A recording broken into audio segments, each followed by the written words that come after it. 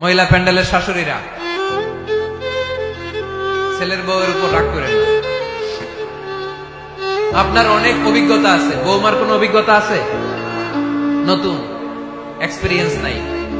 বৌমাকে একটু সময় দেন, একটু গুছায় নিতে দেন, পারবে। রান্না ভালো হয় না, পারবে। ঘুম থেকে দেরিতে উঠবে আস্তে আস্তে।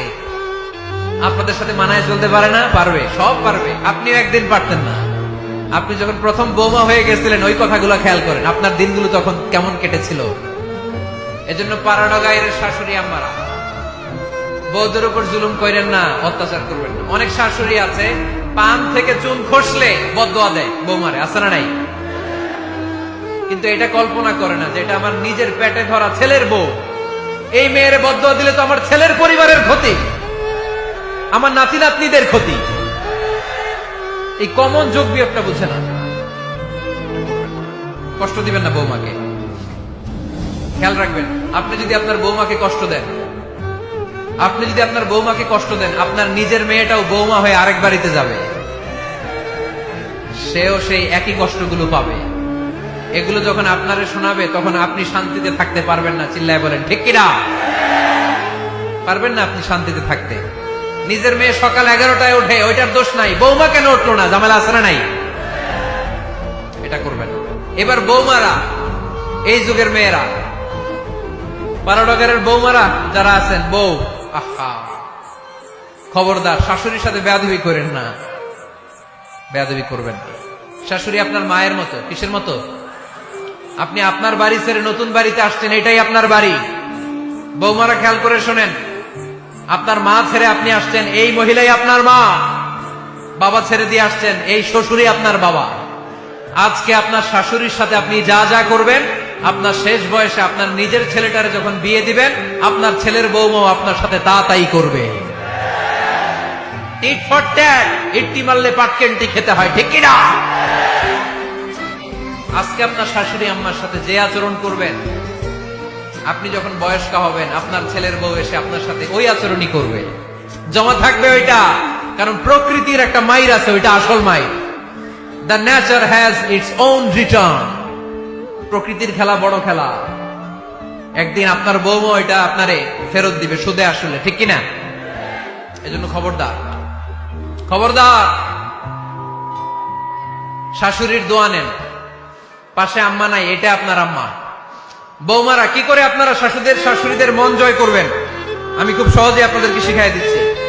আপনারা খেয়াল করে শুনেন। শাশুড়িরা আসলে বেশি কিছু চায় না। আগের কালের নারী তো একটু আনুগত্য চায়, একটু আম্মা আম্মা শুনতে চায়। কি শুনতে চায়? আম্মা আম্মা। অল্প কয়েকটা কাজ করার মধ্য দিয়ে আপনি আপনার শাশুড়ির মন জয় করতে পারেন। কি করবেন? শাশুড়ির মাথার চুল আঁচড়ে দিবেন। কি করবেন? আহার, এগুলো এখন নাই। ওই চুল আশ্রয় দিব, তোমার বউরে বলো চুল আশ্রয় দিতে।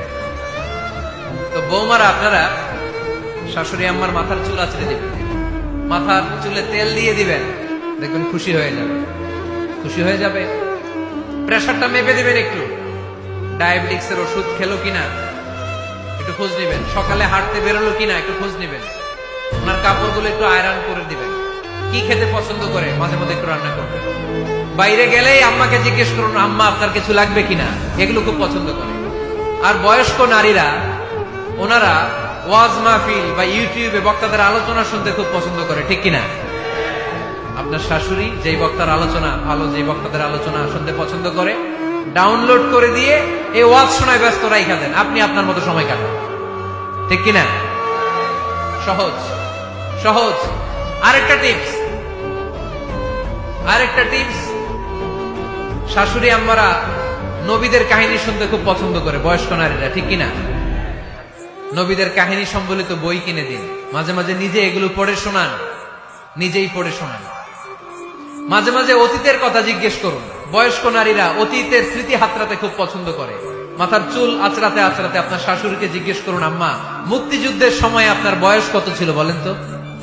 মুক্তিযুদ্ধের সময় আপনার এলাকায় কি হয়েছিল, ঘটনাগুলো শোনান। ঘটনা বলতে শাশুড়িরা খুব পছন্দ করে, আছে না নাই? দেখবেন বয়স্ক নারীরা, পুরুষরা অতীতকালের গল্প বলতে পছন্দ করে। একবার জিজ্ঞেস করবেন, আম্মা বিয়ের সময় আপনার বয়স কত ছিল? বিয়ের সময় আপনি দেখতে কেমন ছিলেন, বিয়ার কথা যখন কইবে দেখবেন ওই দিন বুড়ি মাগার জোয়ান হয়ে গেছে গা, ঠিক কিনা? শাশুড়ি আম্মারা এগুলো খুব পছন্দ করে স্মৃতি হাতরাতে।